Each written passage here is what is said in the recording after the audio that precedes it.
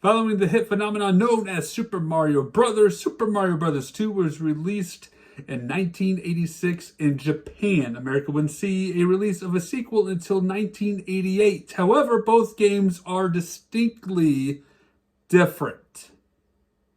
Why is this? Well, today on the show, we're going to be continuing our Month of Mario series as we talk about the hit classic Super Mario Bros. 2, at least the version that we got in America.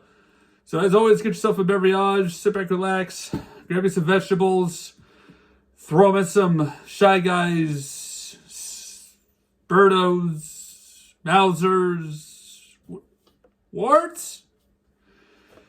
This is Super Mario Bros. 2.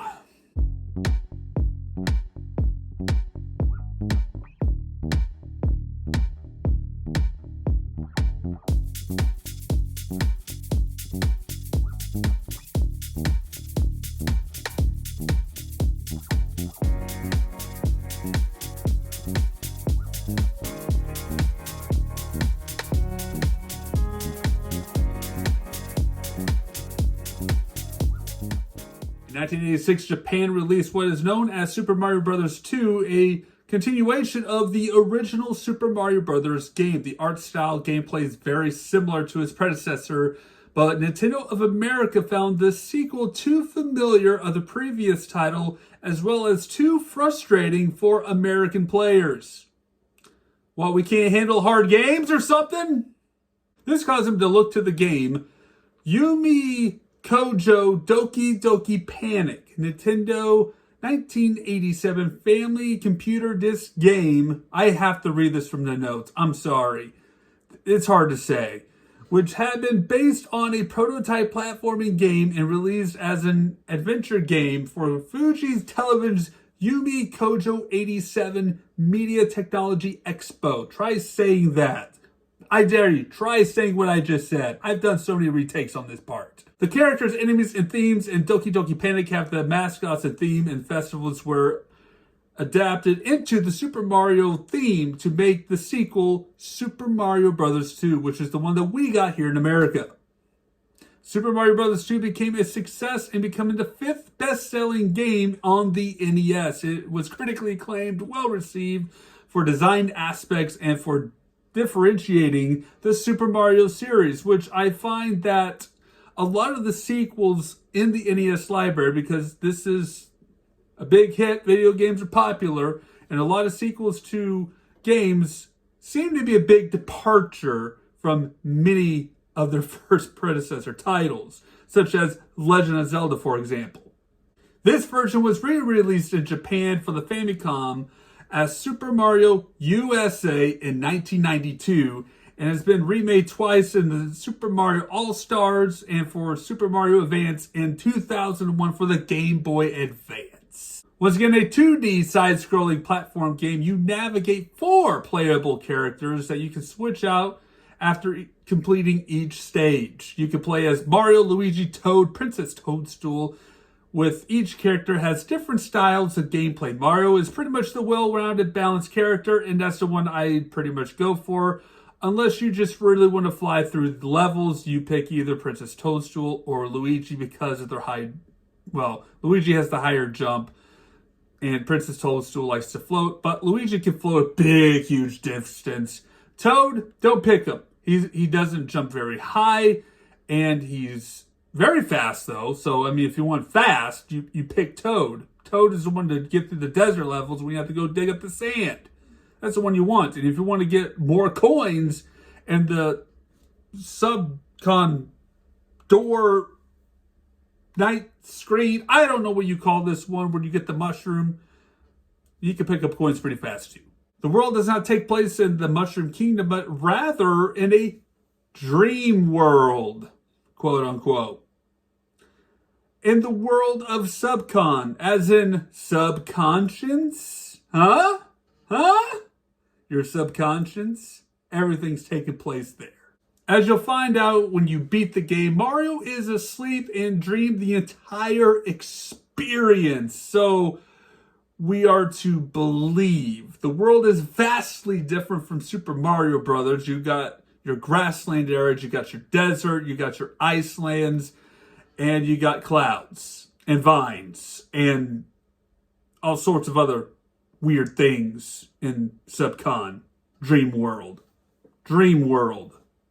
You can pick up veggies to throw at enemies, and you can even pick up the enemies themselves to throw. Long gone are the days of stepping on Goombas and Koopa Troopas, as Mario just now just chucks them. Of course, if you just throw the enemy, they're just going to bounce on the ground. You better find a bottomless pit to throw them in, or throw them against each other to kill them both. Dream World. Some of these enemies are seen again in later Mario games, such as Shy Guys, Ninjas, and you can actually find the final boss, Wart, in The Legend of Zelda Link's Awakening, which is another dream world of a game. So, in other words, Wart is nothing but a dream. Why? This game introduces doors that Mario can use to enter into rooms. Flasks that can create doors to enter into Subworld to find mushrooms and pull coins, and POW blocks returned from the original Mario Brothers game. Remember the Mario Brothers game? That weird game? Yeah, nobody does. The Starman is back when you collect 5 cherries this time around. You can find turtles pulled from plants, like the shell, and it just glides across the ground to take out enemies. Yeah. And this game also introduces Bob-ombs. Yes, one of our favorite Bob-ombs. Ah, Bobby the Bob-omb, we still miss you. We still miss you, buddy, from Paper Mario, the Origami King. He died in that game. Instead of 8 worlds, players travel through 7 worlds. 6 worlds containing 3 stages. At the end of the first 2 stages, you fight Birdo, who is a very confusing creature who spits out eggs that come in 3 different varieties. One just strictly spits out eggs, one spits out eggs and fireballs, and the other one just has straight up heartburn. You hit him 3 times, you get the orb, and open wide is this eagle's mouth that you enter in. Again, Dream World. It's a mess. The level boss in the 3rd stage comes in a variety of either Mauser, Triclide, Mauser again, Fry Guy. That guy is just straight up on fire! Claw Clip or Claw Grip. Got 2 different names going on here. Triclide once again, and then finally Wart, who has a dream machine that produces vegetables for you to throw at him. That thing is straight up there, and it's Wart's weakness. Dream World!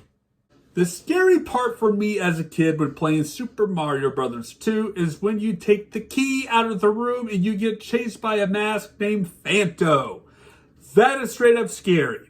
And the other one that terrified me was the entrance to Wart's chamber, where you enter into a room and it's left with an orb, which typically the eagle-like bird mouth opens up and lets you in. But no, this one straight up comes to life and tries to kill you, and you have to hit it 3 times with one of those toadstool mushroom things, and then jump into the mouth.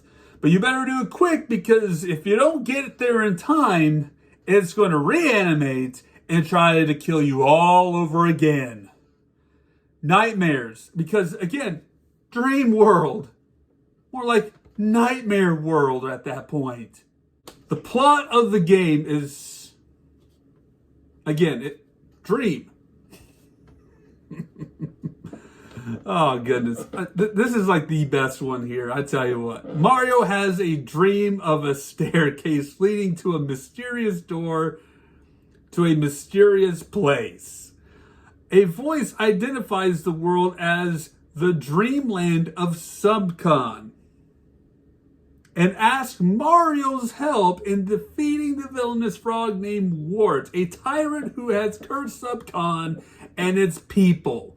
Mario suddenly awakes and decides to tell Luigi, Toad, and Princess Toadstool, who all report experiencing the same dream. What did you all eat the night before is my question. Good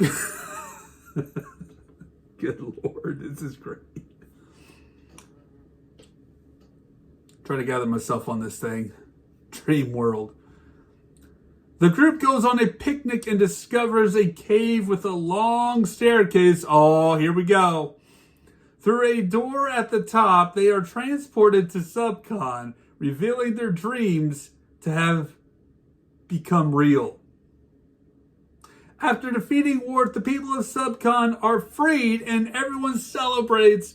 Mario suddenly awakes in his bed, unsure if these events were a dream. He soon goes back to sleep. So, again, being a dream world, a dream within a dream, meaning Mario needs to lay off the spicy Italian food.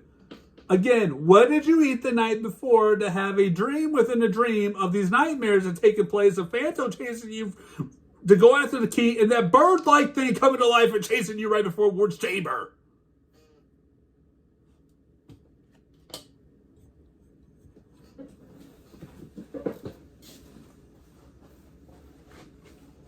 Super Mario Bros. 2 is unique and vastly different from the original Super Mario Bros. Game. Of course, at the time, there wasn't really a standard formula for games, and so they experimented and tried things out. Example, Legend of Zelda games tried things out before they found their formula. Castlevania, same thing. Just to name a couple. Super Mario Bros. 2, for me personally, isn't one of my favorites, but it's an enjoyable time, and I do go back to this whenever I'm just in the mood for some Super Mario Bros. 2 and encountering dream worlds, I guess. It's like Link's Awakening all over again when you're experiencing this. The Japan Super Mario Bros. 2 would eventually come to America, dubbed as Super Mario Bros. The Lost Levels. And I've played it. It is definitely hard. Definitely hard. But some different elements have been thrown in there, like weather patterns. You know, if it's windy, it boosts Mario. Luigi also has a big weird jumps, and it's like he's ice skating. So there's some differences in there. And there's a poisonous mushroom. Run. Run from that. But if you truly want to experience Super Mario Bros. 2, try the All-Star Pack. The 16-bit graphics for this is really nice. The Super Mario Advance version, it's kind of weird. But go for it. It's on the Switch Online service right now to experience. And with that being said, thank you guys so much for watching. Stay safe out there, and we'll see you next time for Super Mario Bros. 3, where everything's a stage play. Take care, everybody. Super Mario is back. He's blasting through worlds where no one has ever been. He's taking on enemies no one else dares. This time Mario pops up power wherever he goes, so he's bigger and badder than ever before. You've never seen creatures like these. You've never had an adventure like this. It's everything you've dreamed of and worlds more. It's Super Mario 2, only from Nintendo. Now you're playing with power.